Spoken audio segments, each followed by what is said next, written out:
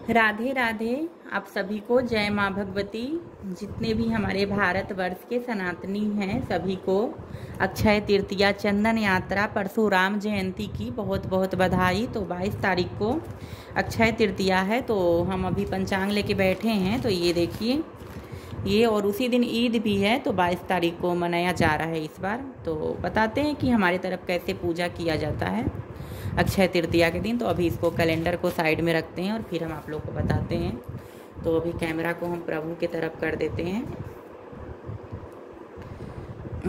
तो काफ़ी गर्मी बढ़ गया है, तो इसलिए प्रभु को रोज़ ही चंदन से सिंगार करें। तो आप लोग देख सकते हैं कि हमने प्रभु का चंदन से सिंगार करके रखा है। सिंगार क्या रखा है, सर पे चंदन लगा के रखा है प्रभु को, ताकि उनको ठंडक पहुँचे। तो सर्वप्रथम हमने आपको डेट बता ही दिया, अक्षय तृतीया का पूजन बताते हैं।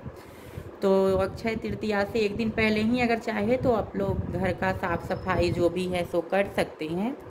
विशेषतर जो होता है तो और फेस्टिवल में आप लोग प्रभु को पहले ही, जो युगल सरकार होते हैं, हम लोग क्या करते हैं, पहले ही उनको नहला करके स्नान करा के उनका श्रृंगार कर देते हैं। लेकिन अक्षय तृतीया के दिन ऐसा आप नहीं कर सकते हैं, क्योंकि उसी दिन उनको चंदन से अभिषेक कराए जाते हैं, गुलाब जल, इत्र, तो ये सब नारियल पानी, तो ये सब चीज़ों से आप इनका अभिषेक करा करके इनको ठंडक पहुंचा सकते हैं। प्रभु का सर काफ़ी गर्म होता है, तुलसी का पत्र इनके सर पे रखे, तुलसी का चूर्ण से इनके सर का मसाज करे, तो ये सब काफ़ी ज़रूरी होता है। और प्रभु जब शीतल रहेंगे, ठंडक रहेंगे, तभी हम लोग को शीतलता प्रदान करेंगे। तो इसलिए प्रभु का पूजन किया जाता है, और इसीलिए चंदन यात्रा विशेषतर इसका महत्व बढ़ जाता है। तो चलिए लड्डू गोपाल पे कैमरा फोकस करते हैं। तो ये देखिए, तो उस दिन करना क्या है, तो उस दिन विशेषतर जिनके घर में भी लड्डू गोपाल है, उनके घर में होता क्या है कि चंदन का श्रृंगार बहुत प्रमुख होता है। उस दिन जो लड्डू गोपाल को वस्त्र नहीं धारण कराए जाते हैं, प्रॉपर उनका चंदन से श्रृंगार किए जाते हैं। और किस चंदन से श्रृंगार करेंगे, तो अगर आपके पास चंदन का लकड़ी है तो आप घीस करके प्रभु का श्रृंगार कीजिए, वो काफ़ी अच्छा होता है। अगर नहीं है तो अष्टगंध, गोपी चंदन, इससे भी श्रृंगार कर सकते हैं, कोई दिक्कत नहीं है। बहुत लोग बहुत तैयारी करते हैं कि प्रभु को ये श्रृंगार करना है, वो श्रृंगार करना है। ज़रूरी नहीं है कि हर अक्षय तृतीया को नौ वस्त्र ही पहनाए प्रभु को। आप चाहे तो 2-3 बार पहनाए हुए जो भी वस्त्र है गंगाजल से शुद्ध करके उनको धारण करा सकते हैं, कोई ये नहीं है। और कितने वस्त्र आप खरीदेंगे, क्योंकि बहुत सारा वस्त्र हो जाता है, हर फेस्टिवल में प्रभु के लिए वस्त्र बनते हैं। तो हमारा तो पूरा अलमारी भर चुका है इनके वस्त्र से, तो इसलिए। और तो अच्छे से उनका श्रृंगार कीजिए। युगल सरकार का पूरे बॉडी में आप चंदन श्रृंगार ना करके उनके पाँव में, मस्तक पे, हाथ पे उनको कर सकते हैं चंदन का श्रृंगार। और बाकी लड्डू गोपाल को पूरे देह पे किया जाता है। तो देह हम बोल रहे हैं, ये हमारे इधर देह ही बोले जाते हैं, अभी हम बॉडी बोलते हैं। तो पूरे बॉडी पे आप इनको चंदन का श्रृंगार कीजिए। उससे पहले इनको भी उसी तरीके से स्नान कराइए, गुलाब जल, गंगा जल, उसके बाद इत्र, ये सब डाल करके इनको स्नान कराइए। और थोड़ा सा ठंडे ताज़े पानी से इनको स्नान कराइए, काफ़ी अच्छा होता है। और उस दिन पूजन कैसे किया जाता है और भोग क्या लगता है वो हम आप लोग को बताते हैं। तो उस दिन विशेषतर सत्तू का भोग लगता है। तो सत्तू के भोग में गुड़ डाल के, या गुड़ नहीं डालते हैं तो कोई बात नहीं है। और आम का जो खट्टा, जो टिकोला बोलते हैं हमारे तरफ, आप कैडी बोलते हैं आप लोग की तरफ शायद, तो वो भी चढ़ते हैं उस दिन। तो वो हो गए सत्तू का भोग, विशेषतर लगते हैं अक्षय तृतीया के।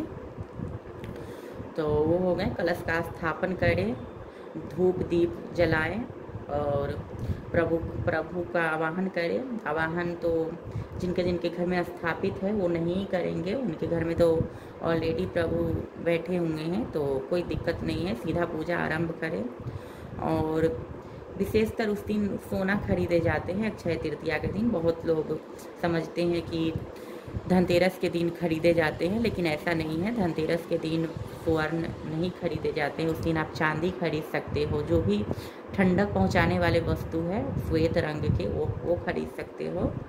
बाकी सोना खरीदने का मेन दिन जो है सो अक्षय तृतीया ही है। इस दिन अगर आप लोग खरीद सकें तो खरीद सकते हैं। बाकी हम लोगों की यहाँ तो सोना खरीदना बहुत बड़ी बात है, क्योंकि काफ़ी महंगा हो चुका है और सोच सोच के ही कुछ खरीदे जाते हैं, क्योंकि आप लोग समझ सकते हैं जो भी लोग गृहस्थ जीवन में रहते हैं उनको बहुत कुछ देखना पड़ता है। तो इसलिए तो अगर चाहे तो आप लोग स्वर्ण खरीद सकते हैं। बाकी नहीं अगर अफोर्ड कर सकते तो कोई दिक्कत नहीं है, आप पीतल का एक बर्तन भी खरीद सकते हैं। तो ये पूजा विशेषतर जो है सो दिवाली से मिलता जुलता है। जैसे दिवाली का पूजन होता है उसी तरीके से अक्षय तृतीया का भी पूजन होता है। जो भी बर्तन लाएं उसका प्रॉपर पूजन करें, उस पर स्वास्तिक लगाएं, देवी लक्ष्मी को बुलाएं, गणपति का पूजन करें, श्री हरि विष्णु का पूजन करें जो आपकी कुल की देवी भगवती हैं, या फिर अन्य देवी देवता होते हैं। ज़रूरी नहीं है कि सभी के कुल की देवी भगवती ही हैं। मेरी भगवती हैं इसलिए मैंने उनका नाम लिया, तो उनका पूजन कीजिए।